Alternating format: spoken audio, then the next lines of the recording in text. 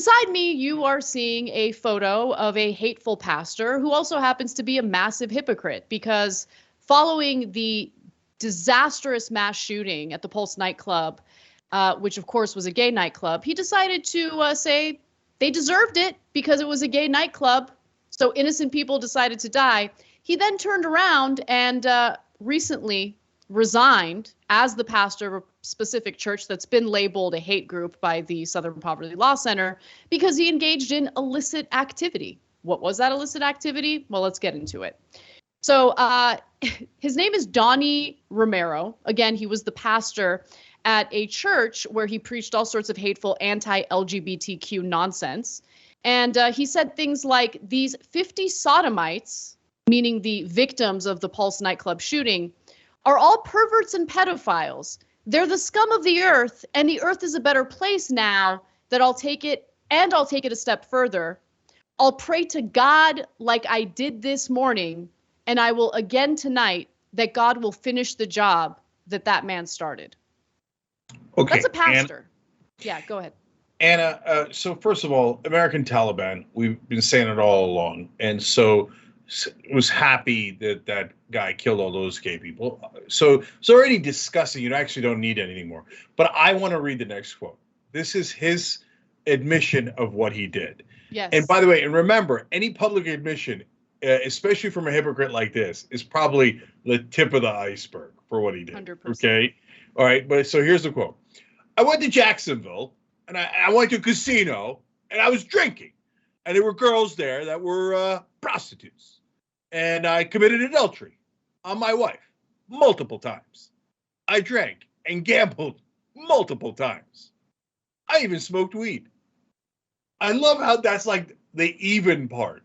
Like, oh, massive adultery, hookers everywhere. This guy's a pastor judging other people's lives. He's like, oh, I'm drinking and whoring, literally, etc. And he's like, and I even smoked weed. Dude, you should have smoked a lot more weed earlier in the night before you did any of this stuff. Yeah, and let me just note that sex work is work, and in places in this country, including, in Nevada, some parts of Nevada, it is legal and regulated, and it should be the case all throughout the country. And so, yeah, I don't have a problem with him having sex, paying for sex with sex workers. I do have a problem with cheating on his wife. I mean, it's none of my business, right? I don't think it's anybody's business, but I definitely do not support that. But you're right, Cenk. I mean, I love how he lists all these terrible things and then he goes to, and I even smoked weed. And I think you're right when you say that it's the tip of the iceberg. I don't think that it stops there. I would be shocked if that was all he did. There's no way this guy is admitting to sleeping with several prostitutes outside of his marriage if it isn't way worse. Okay. And so, look, I'm surprised they were with women, if I'm being honest. And none of that is clarified, by the way. We don't. By the way, yeah, it's not at all clarified. I will be surprised if it turns out it's with women, and because a lot of this is usually driven by self-hatred. So keep it at home, brother. You hate yourself. That's your problem, not my problem. And it's a free country, right? You do all of this stuff, and you pay for process. I don't care at all, right? But we're not the moralizing ones. You are, right? But remember, he didn't just say that he didn't like gay people and they were immoral. He was happy that they were dead, they were killed, murdered, right? So if we were doing the equivalent, we would say like, oh, this guy is deeply immoral. We wish somebody would murder him. Now, we would never say that because that's nuts. That's nuts. But when a so-called pastor says it, everybody's like, no, it's okay. It's religion. No, it's not okay. He's a terrible, immoral person. If you believe even 1% of what he believes about gay people, you're a terrible, immoral person. Okay, so I want to talk a little bit about this church as well and some of the other individuals associated with it, because it is an absolutely hateful church founded by hateful people. It's the Stedfast Baptist Church. It was labeled, as I mentioned earlier, as a hate group by the Southern Poverty Law Center. Now, the Stedfast Baptist Church is part of a nationwide network of almost 30 independent Baptist churches associated with Stephen Anderson, who founded Faithful Word Baptist Church in Tempe, Arizona. Now, he gained notoriety back in 2009 for saying in a sermon that he prayed for the death of President Barack Obama. By the way, is this a tax-exempt church? I'd like to know. And he was also criticized by the Anti-Defamation League back in 2014 for what they call his history of anti-Semitism. And I'm inclined to believe the Anti-Defamation League on their take here when it comes to this individual, the person who founded the church that I mentioned earlier. But the point that I also want to make is, think about how much energy it takes to hate even just one person, right? It takes a lot of energy. It takes even more energy to dedicate your life to hating an entire group of people. And it's all you think about. You're like foaming at the mouth, fantasizing about these people getting murdered or shot dead. I mean, it's just, and I genuinely think that in order to have that kind of hatred for innocent people in your heart, you hate yourself.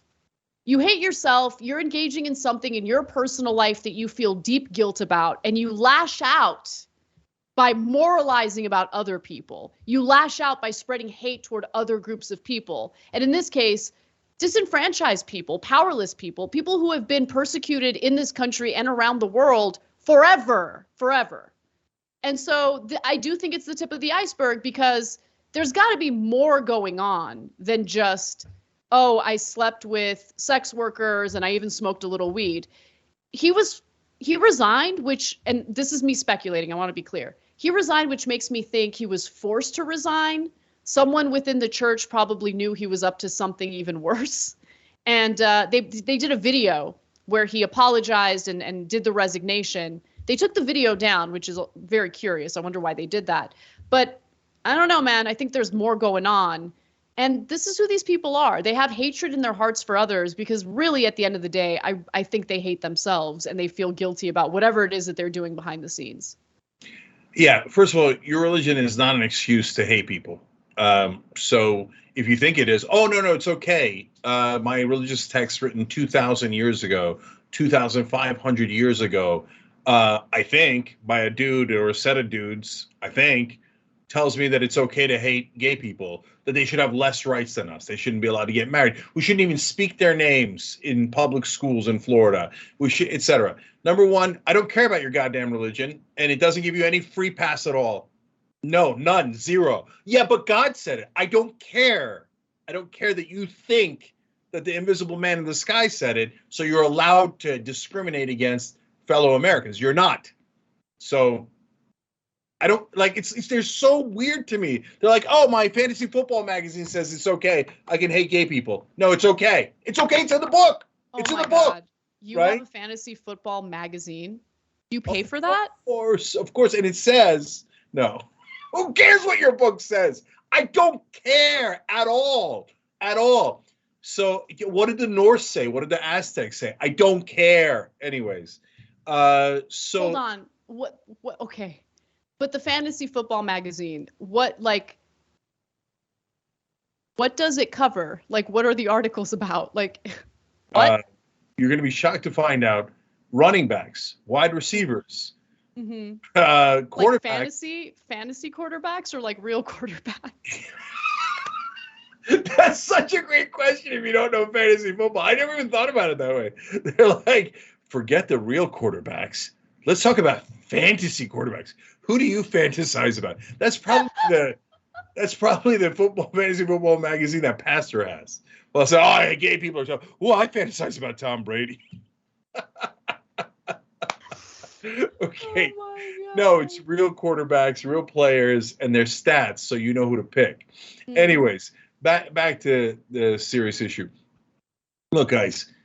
These churches are nuts, as you can tell from the, not all churches, I'm talking about these hateful churches, that, as you can tell from the quotes that Anna just read you, I don't know that they would tell him to step down if he was having sex with children.